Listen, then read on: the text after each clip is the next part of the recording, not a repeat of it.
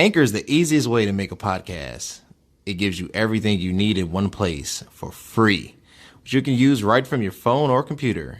Creation tools allow you to record and edit your podcast so it sounds great. They'll even distribute your podcast for you so it can be heard everywhere: Spotify, Apple Podcasts, Google Podcasts, and many more. You can easily make money from your podcast with no minimum listenership.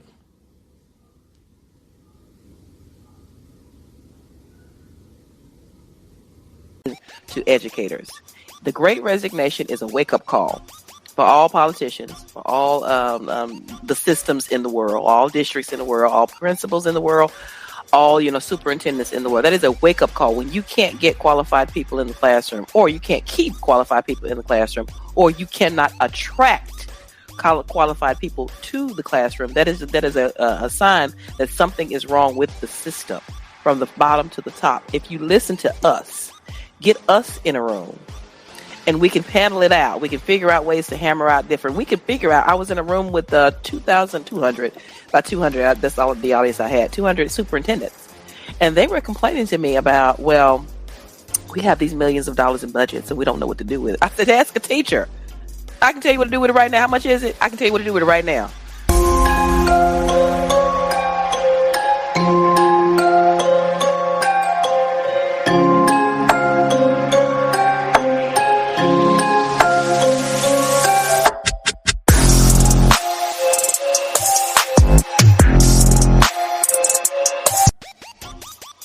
Awesome, everybody. Welcome back to another episode of It Is What It Is podcast. I am your host, Cody Kelly. Look, we have an amazing guest, an amazing topic. We're going to talk about what every teacher needs to know, the truth about working in the educational system, and really how, not just how flawed it is, but the things that really need to change.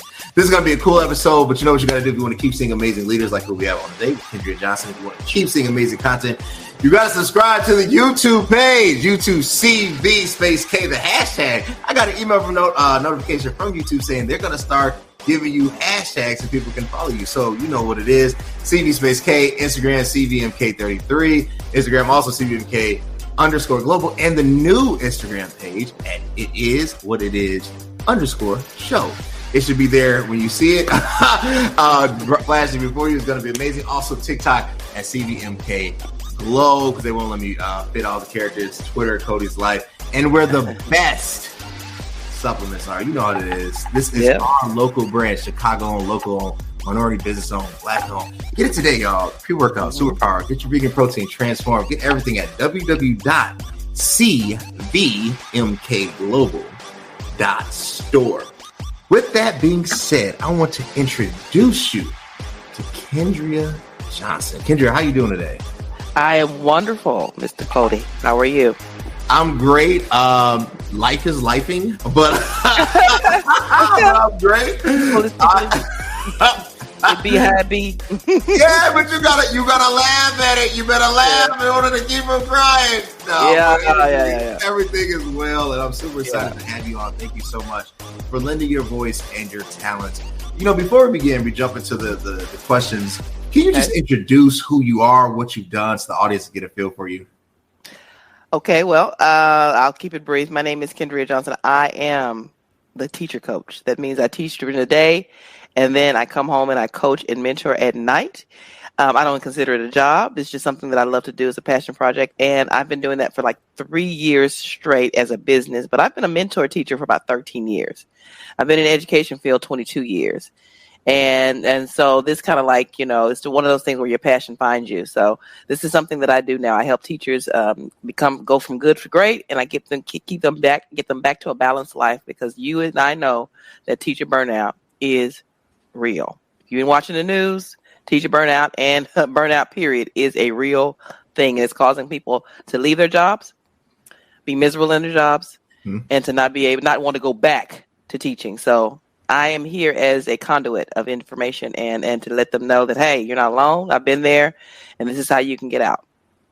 Perfect. Teacher burnout. Well, look, we're going to get into it. I got a lot to unpack there. I'm looking forward to it, because that stuff is real. My mom was a teacher, so I am very equipped and familiar with the teacher burnout. But before we begin, a quick word from our sponsors. There's a hero in all of us, waiting to be unleashed.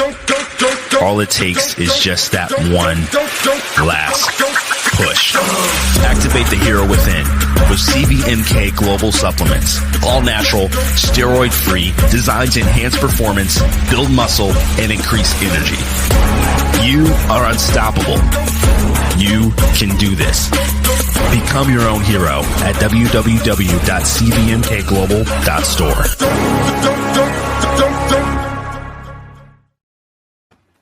Awesome. Welcome back. So, teacher burnout.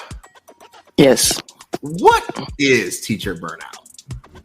Well, it's a loaded question, but it does manifest itself in different ways. And if you Google it, of course, you're going to get a definition. But for me, teacher burnout is when, it comes in 3 stages for me. It's like for me personally, when you like what you do, you love what you do, you're enjoying your career. Career is a career. It's not a job for you. It's something that you love to do, but you're just exhausted.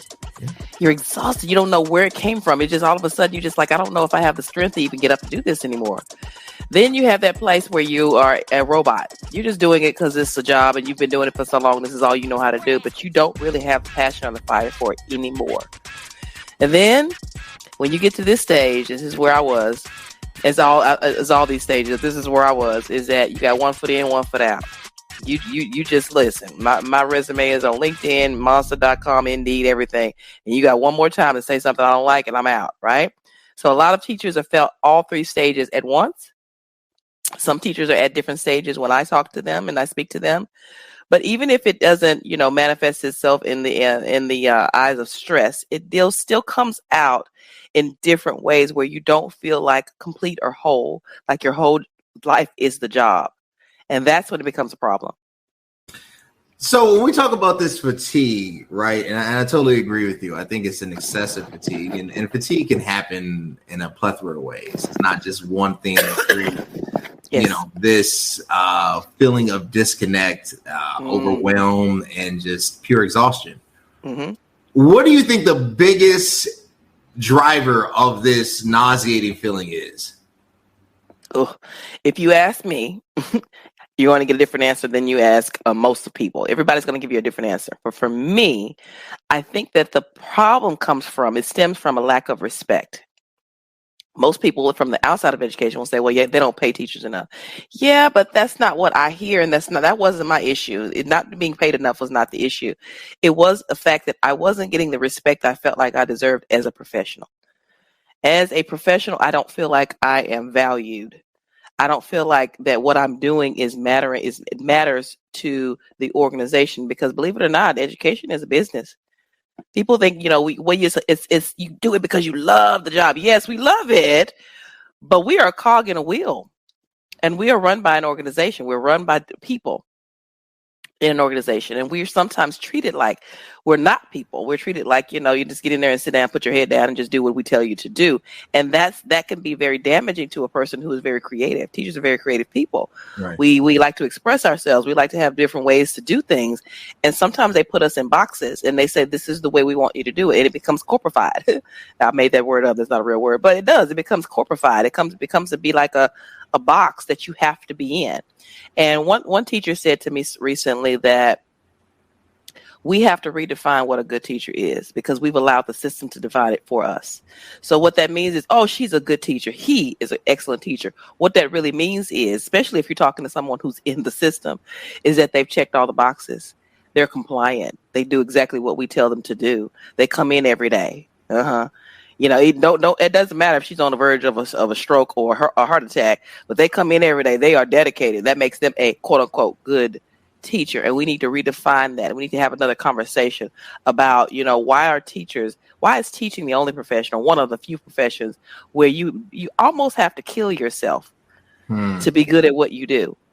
You don't see doctors every day taking their work home with them and having heart attacks and strokes behind what they do, because they are respected professionals for the qualifications that they have and the education levels that they have. But as teachers, it's almost like praised to be a martyr. You're praised to be a martyr. I didn't sign up to be a martyr. So So let me pause on that. So you said you weren't respected. And you said this is something that kind of stuck out to me. You said that education is a business. It is. And it is, whether we want to admit it or not. I feel like the way that, particularly when it comes to American education, based on zip codes, based on the resources that actually come into certain sections, certain students are placed in positions to achieve faster. That doesn't mean that others can't. But it's like if you run a race and instead of everybody starting off behind the 100-meter line, you're already at 10 meters. It might be a little bit easier to get to that 100 meters. So this business, is it disrespect from the students, or is it disrespect from the actual institution itself? Like, where does the disrespect start? All right, now I know somebody's gonna be watching this like she telling it right, but anyway. It comes from the people that govern the educational system. If you follow the money. It's all about rules and procedures and going along with the system. Kids are kids. They don't follow the rules. That's why they're kids, right? They're immature. They don't know. They don't have the life skills yet to be able to understand that they don't hate you. They just hate rules. They don't like being governed by rules. But adults is a different thing. It's like a corporate disrespect. It's like we're supposed to be treated like professionals. I have a master's degree, but when I go to work, I have to clock in and I have to do all these things I have to do. This long laundry list of things as a teacher I'm supposed to be doing. And if I don't do those things, I'm going to get 15 emails and I'm going to get written up because you didn't do it the way we told you to do it. But I'm supposed to be in charge of this career that I signed up for. I'm supposed to be able to have some say in what I do every day with these kids, but you have to do it the way they want you to do it. And then they'll say things like, but you can be creative. Okay, but then if I try to go think outside of the box, I have tons, and I mean a million examples of which, but I can give you just one.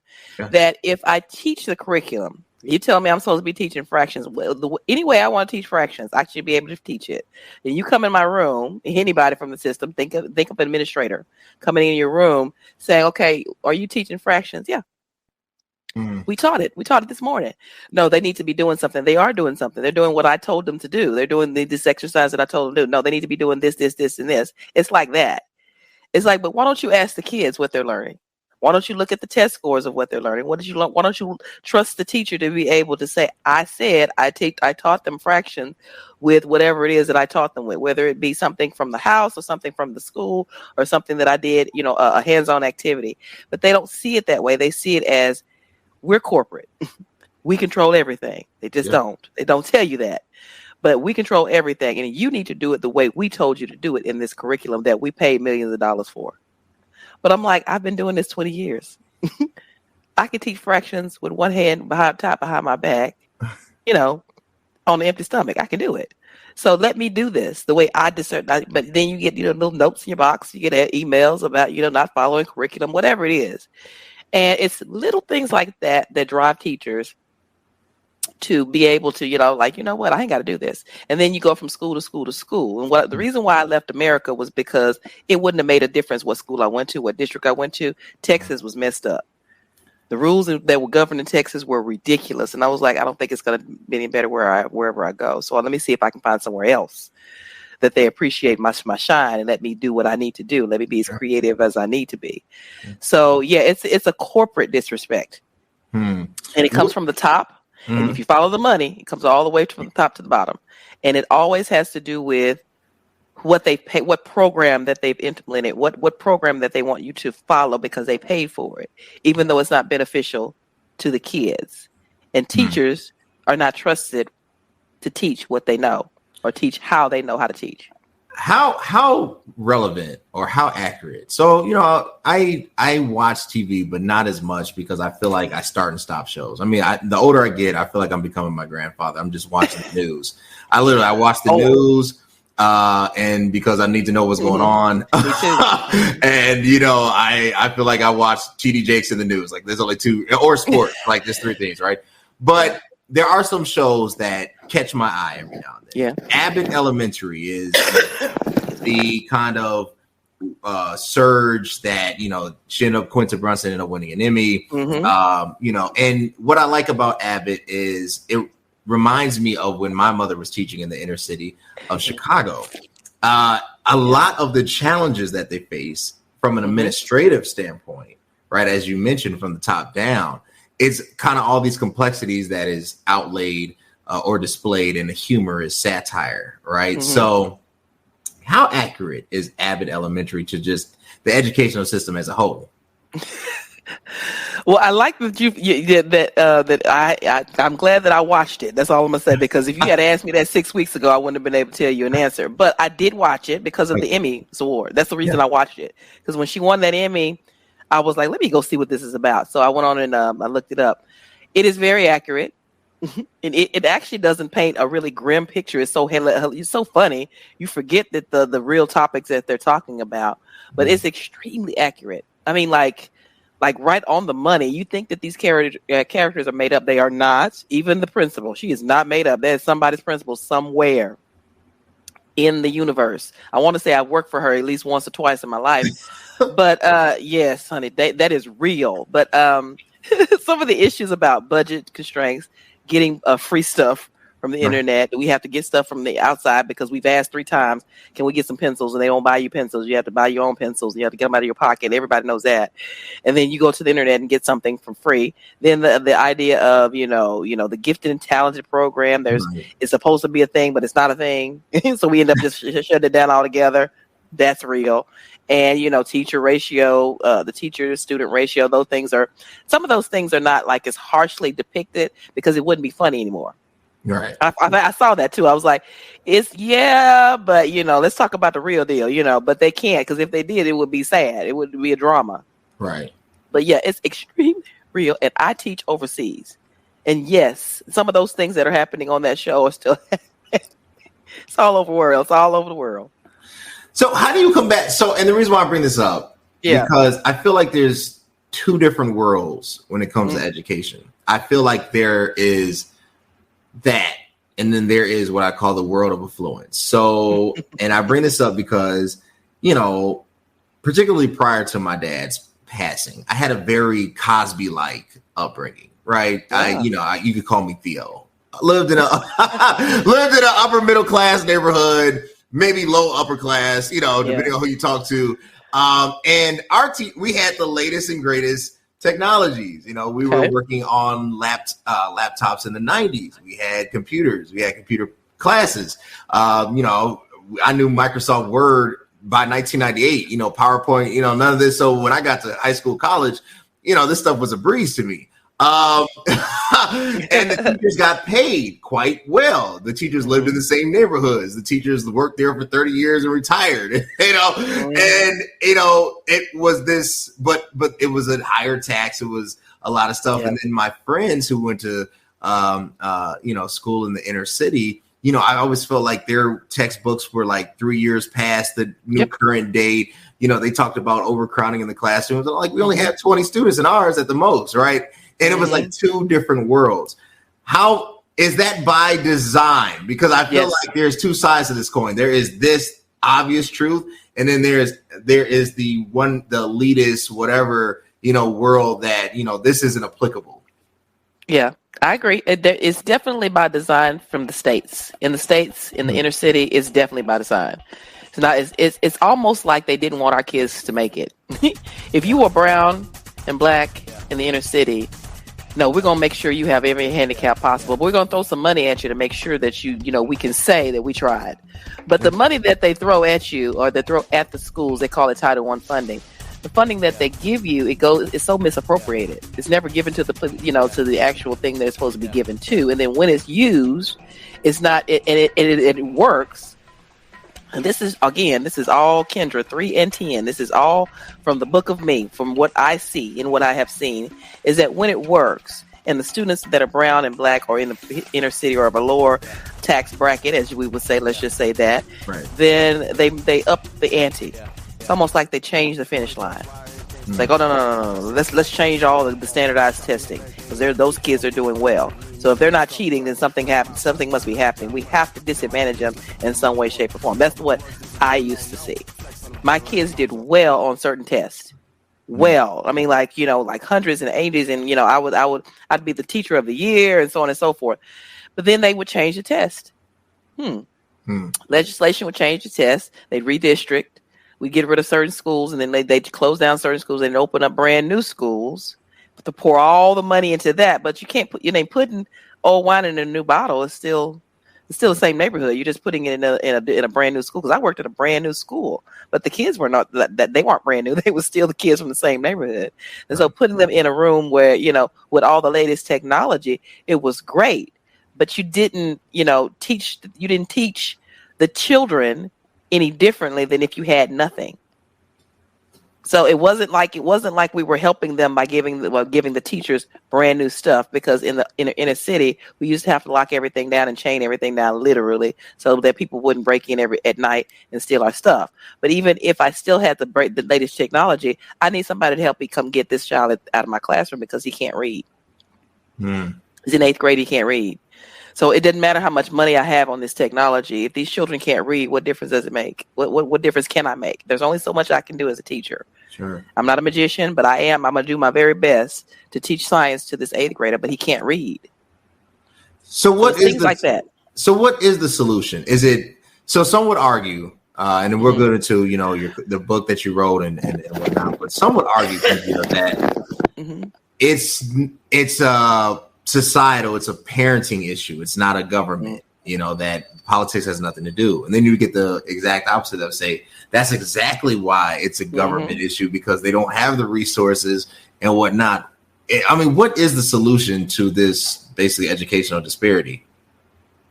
There are several. And again, I'm going to give you my 2 cents. And then whoever takes their 2 cents, they can multiply it or they can subtract. It's up to them.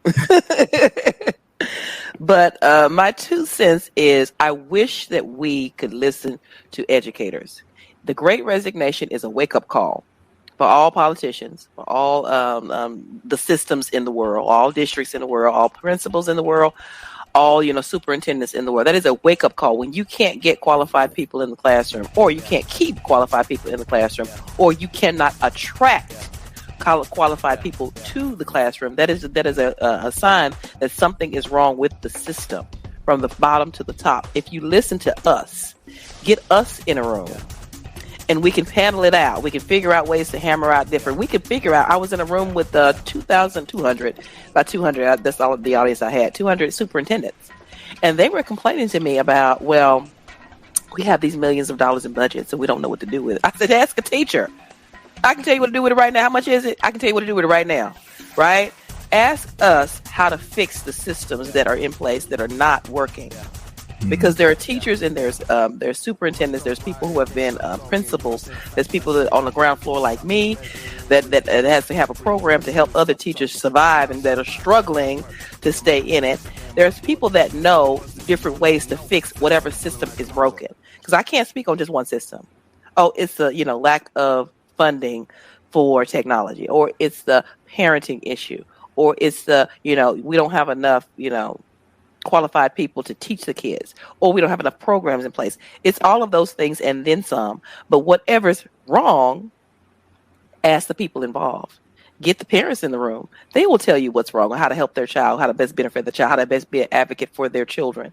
Get the principals involved who are actually doing it well. There are principals that are knocking it out the box, but they are considered to be what I call Joe Clarks of the universe. And that's not fair. Yeah. It's not fair. That's not right that they are penalized or that they're seen as troublemakers or people that don't go along with the flow. Because again, you don't go along with the system kind of like, ostracizes you. And that's not the way it should be. It's a new world we're coming into, especially after the pandemic. But yet we're going back to the same systems that were in place before. Perfect example is, why are we still using paper to test kids? Why are we still why are we printing out stuff and having them bubble stuff? With all this technology we have around us and all these ways that you can tell, this is me because you have a camera on me. Right. I can always, there's always a way you can check security wise to make sure that the people are taking the test, and kids gonna find a way to cheat no matter what. But however, evil always gonna find a way. Well, why are we still using? I can't stand it. I hate giving tests with a pencil and a paper with bubblings. Why are we still doing that? But we're not evolving. We are not evolving, and so it's like it's too much. It's a big problem that can be solved in small little ways. You can always ask the people that it affects the most, and they will tell you how to fix it. But what the problem is the people in charge listen to the people with the money. People with the money, listen to politicians. Politicians, again, it's a circle. The people with the money listen to politicians. Politicians listen to people with the money, and the people with the money making all the decisions. But the people that are on the ground floor saying, "Hey, this is not working. Hey, this is not working." People are not staying in teaching 30 years anymore. It's true. They're not getting into teachers. I remember running into the teacher that I had in 4th grade, probably about 10 years ago. She was still teaching. You're not gonna find me in 40 years. I'm just gonna tell you that now. You're not gonna find me in 30 years at the same school. You're just not. You're not gonna be able to find me because people are moving around because hey, I'm not being treated well. I'm not being respected. I'm gonna move to this school and that school, this school, that school. So it's such a big problem. But if you decide it out, you decipher it out to people who are on the ground floor and can tell you how to fix it.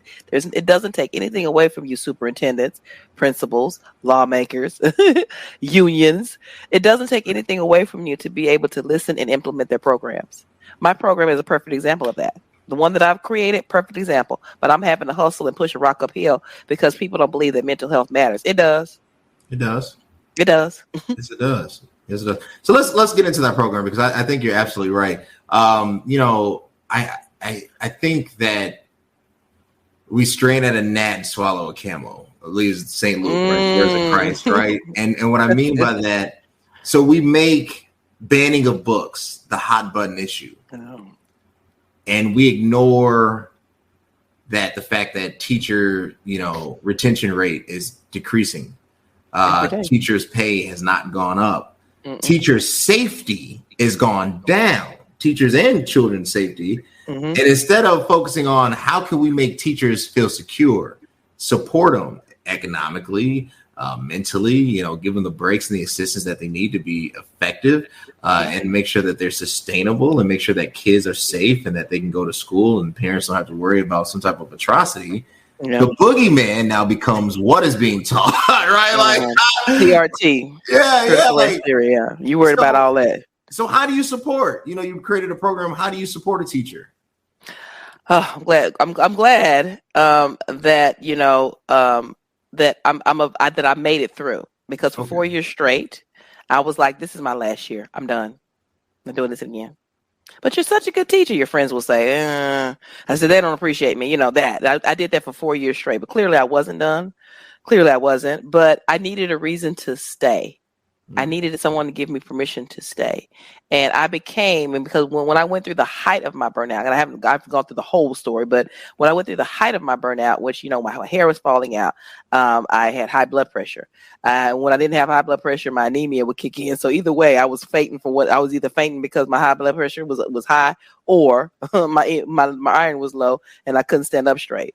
So all of these things were happening at one time, and I'd fix one problem and create another one, right? And the medicine I was on, oh my gosh, the medication I was on was making it worse, was giving me symptoms and side effects that were making all of my illnesses worse. So when I was at the height of that, I went to people and there were no systems in place. Okay. The one system I remember being in place was called the EAR program, EAR, and it stood for Employees Assistant something. And I went to the EAR program and they give you 6 free sessions with a therapist for 30 minutes. I took all 6 of my sessions and that was it for free. And it's not covered in Medicaid in your HMO. It's not covered. So I had to pay out of my pocket to see someone, but I had to speak to someone who was a professional because your friends who are in it with you don't see how it's damaging you. And then the people on the outside of education will say, I don't know why you up in there every day. I don't know why you go up in there. I don't know why you work there. Why do you continue? Why don't you just quit? You got enough skills to do anything you want to do. Why are you up? That's on either side of you. And the other people in your ear in the break room are telling you, oh, girl, suck it up. That's just the way it is. Just get over it. That's just the way of teaching. Just go and get you some sleep and then you'll be fine in the morning. I wasn't fine in the morning. I wasn't fine in the morning. I wasn't fine after the weekends. I wasn't fine after summer breaks. And I wasn't fine after the 2-week breaks. I wasn't fine. Something had to give.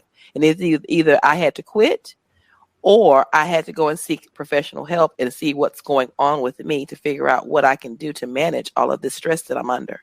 Right. And luckily I did the second thing, but I didn't quit. And so this program that I developed has to do with, I became the solution that I needed. There's someone out there just like me, just like me. We love what we do. We hate all the BS that governs what we do, but we love what we do. We know how to get through all of that red tape and all that stuff we have to deal with in order to get to the children. Because remember, we are in this for the children. We all forget that. You know, teachers are mad about what they're mad about. Principals are upset about what they're upset about. Parents are upset about what they're upset about. But we're all supposed to be here for the children. We're all supposed to be here to educate them. And if it wasn't for the kids, I would have left. Definitely would have left 10 years ago, for sure, for sure. So my program is just, okay, let's pull out some of these things that are in your backpack of stresses, is what I call it, your backpack of stresses, and it's invisible. You can't see it, but you know it's there. Just like you said, your mother, you know it's there. You know those stresses exist, but you know, let's figure out where this stress is coming from and see what we can put a hole in it. And then we'll go to the next problem, put a hole in that one. Then we'll put the next problem in, and then we'll put a pin in that so we can stop all of this stress from leaving your house and bringing it home with you, right? Then I developed a system in place. I have a system. There's 6 steps. If you follow these 6 steps, this should be able to get you back to the place where you were when you first started teaching, when you first fell in love with it, when you couldn't wait to get to school because you was like, oh, these kids going to learn something today and ain't going to get it until I show up, right? When you get back to that place, all the stuff that happens around it, you're like, yeah. Here, perfect example. I'll give you an example. Today, I had an evaluation. Ooh, I've been evaluated 22 times. This is year 22, right? I've been evaluated so many times that I can tell you exactly what you're going to tell me. Yeah? I could care less what they wrote down on that paper. I don't care. I could care less. I know my worth. Mm-hmm. I know my value. I know what I bring to the table. I know what my kids love, and I know that they respond to me and they respect me. I know that at the end of the year, they're going to knock that test out of the park. They might not have it today because it's October, but that by the end of the year, they're going to get it. They're going to get everything that I'm giving to them because I know the systems that I know, the things that I know, and how to teach, how to teach. I know that they're going to get it. All of them might not get it, but most of them will. But whatever they check off their box, whatever they wrote on that paper, does not matter to me. It doesn't affect me. And I tell teachers that. Stop putting all your worth into what other people think of you. Make a document of your own successes. Keep all those parent letters. Keep the letters that the kids write to you. Keep all of those things in a folder or a portfolio. Scan it. Put it on a digital copy somewhere. Keep it for yourself. And then when you get an evaluation and you want to refute something, and you want to wait a minute, that's not right. Get your evidence out that says that this is not right. Because they come in twice a year. Right. And tell you if you're good or not. Please. I don't need people to come in my room to tell me if I'm good or if I'm not good. I have parents for that, and I have students for that. I have test scores for that. I have, I can look in a child's face and say, you got this. You got this. You got this. I can do that. But, we're not giving teachers that kind of credit. But I designed a system where I talk to that teacher at the end of the day. As I said, I'm a teacher during the day, and at night I mentor. And I talk to that teacher and I tell them exactly what I just said to you. I'm like, listen, don't let those people tell you who you are. You decide who you are. Write down what you do and what you do well.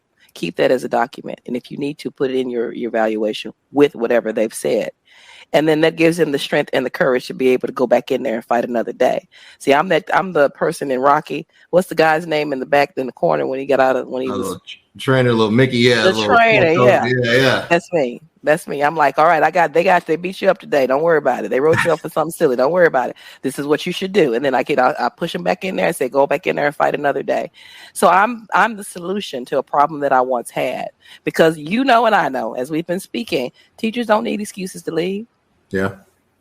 There's 1,000 of them. All you gotta do is watch the news. We don't need excuses to just walk out tomorrow and say, this is it, I'm done. But I find in my work that teachers do and educators do want an excuse, and they want permission to stay. Please help me stay in it. Please, can we figure something out? Maybe I just need to switch schools. Yes, maybe you need to do that, because some of these principals are tyrants. I agree. There's a lot. I know we're running out of time. I got a couple more questions that I really want to unpack, because I think it's not just teaching. I think it's working professionals. Working professional burnout is the I think the disease of today, right? It's the new plague that nobody really wants to address. And I really want to talk and really unpack that for our last few minutes. But one quick word from our sponsors. Okay. I literally just tried the best pre-workout on the planet. With Superpower pre-workout, you have increased focus and a power boost every single time you work out. It's not only packed with 225 milligrams of caffeine, but it also has citrulline and creatine. It's insane how much energy and focus I had during my workouts. If you're ready to take your workouts to the next level, then ditch your current pre-workout and get the Superpower pre-workout to be your own hero. All right, y'all, get the Superpower pre-workout at www.cvmkglobal.store if you want some eyes on it right here. Superpower, all of it, super thick creatine, it's everything, y'all. www.cvmkglobal.store. So look, when we talk about burnout, it is so real. Obviously, I'm not a teacher. I work in the SaaS industry. Well, outside of this and what I own, but I work in the SaaS industry, not be named, software solution. Some people, with some letters, but I can't say the letters. Yeah. If you want to know, it's on my LinkedIn, but and every employee is regardless of the organization.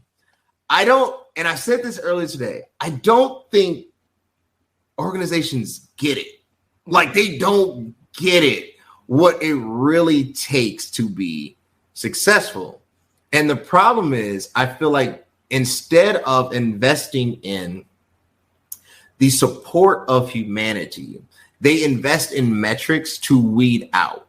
So it becomes like Survivor's Island, right? Like it's instead of me working for the customer, I'm actually working against my teammates, and I have to be the last one standing, right? It's a very almost toxic application instead of really understanding that it is a harmonious collection that allows the organization to go forward. And you support an employee in a couple of ways. The first thing I do believe is the mental health aspect, right? We have to make sure that our employees are safe, that they're supported, that we can expect performance because we give them the tools to be successful, whatever that means. The second thing is understanding, right, the unique challenges and then addressing that. The companies, particularly when you get to a certain size, can no longer be silent, right? Like I said this, once you get to a certain revenue threshold, you have to have an answer for everything.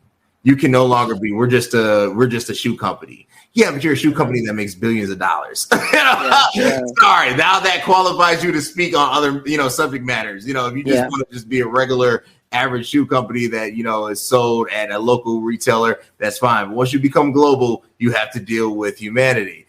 So when issues like inflation came about and I didn't see an economic report of employers increasing their salary wages, I said, so the cost of living has gone up on average 8 to 10%. And that's a lie, because anybody that knows numbers know that if it's statistical categories, therefore it's a compounded interest. So if it's 8% in one bucket, 8% in another bucket, 8% is really 0.08 times that, right? So really things have doubled. Well, I think it's just safe to say it's double. And you did not increase their wage, but you increased the deliverable, the demand, the expectations. That's a very dangerous formula, right? Because the pressure was already added. And from this, if we're not careful, and we talk about the Great Resignation, what is stopping employees to just say, I quit? I don't want to do any of this. And then what? Because the truth of the matter is, it's not an issue of, well, we can hire another one. It's not that simple. It's not that simple. You really can't. And if you keep creating these bad habits, you will create a mass exodus, and nobody wants that.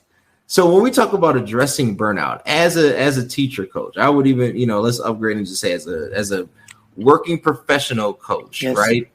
If somebody contacts you and says, Kendria, I'm experiencing burnout. If my boss says another blankety word, I'm gonna slap them and everybody else.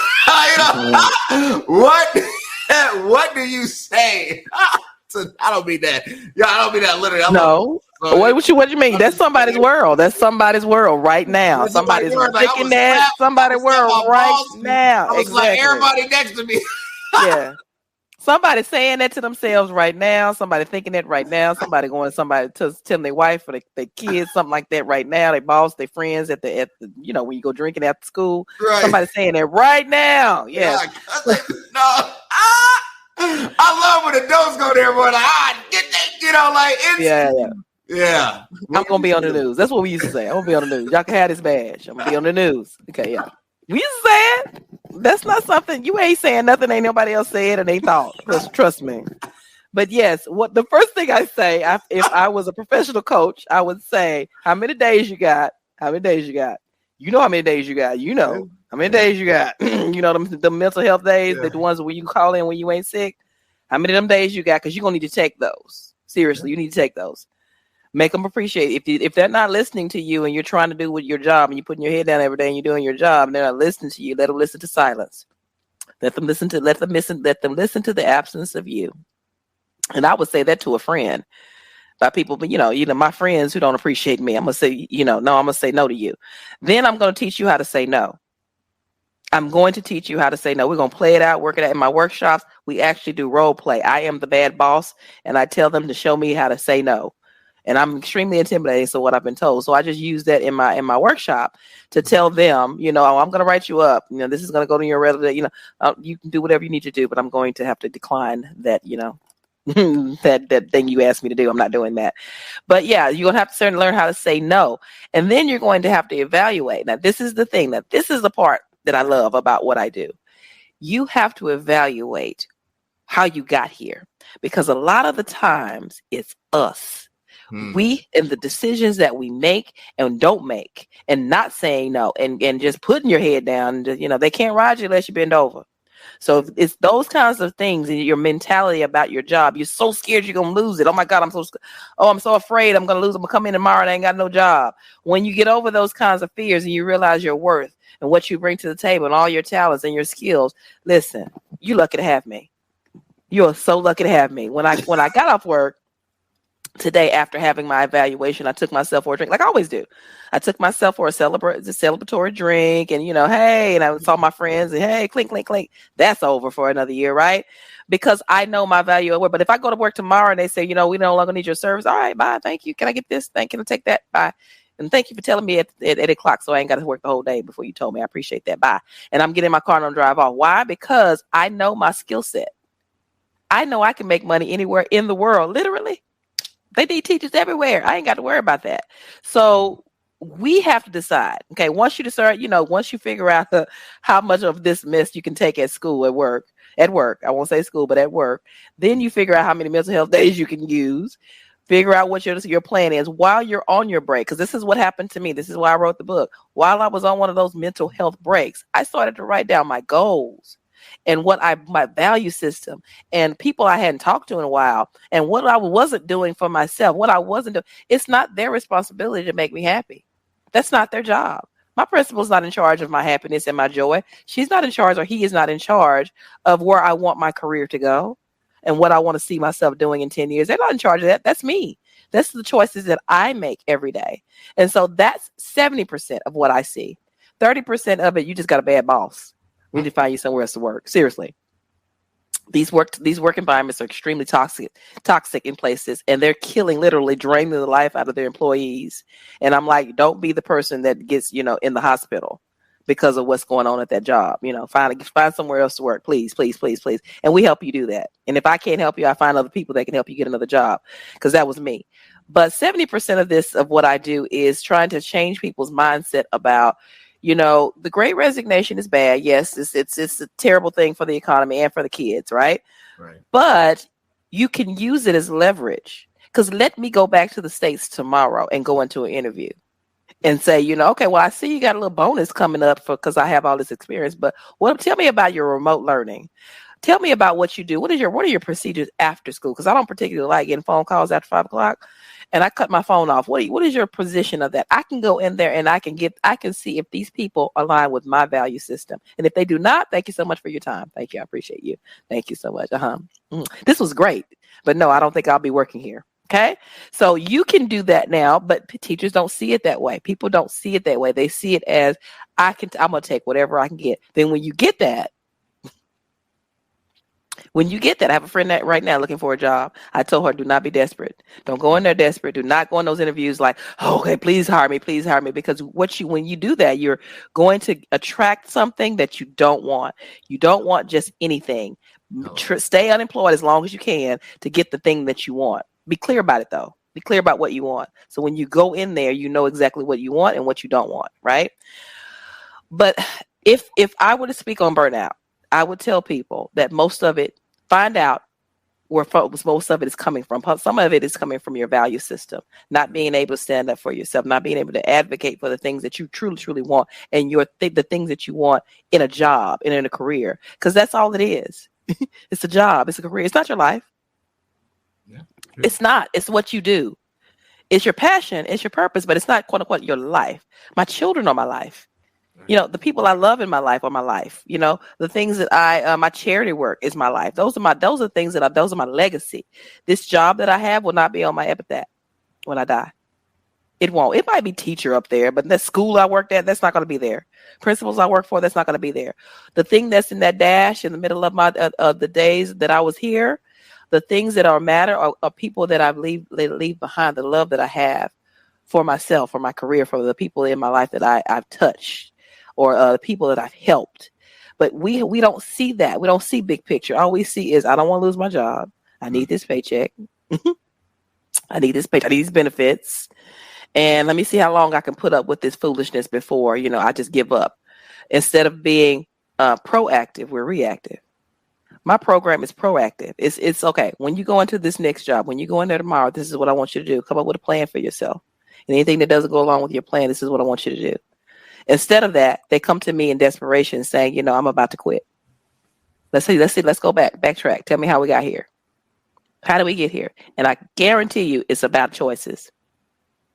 It's about choices. It's about the things that we allow and the things that we don't stand up for ourselves enough, because we think, I don't want my boss not to like me. I don't care about you.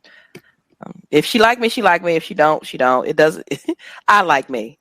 No. I value me. Hello.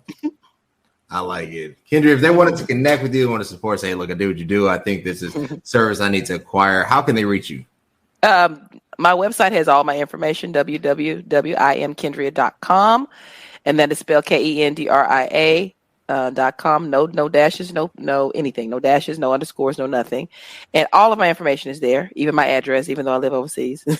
My phone number is there. My email is there. My copies of my book are there.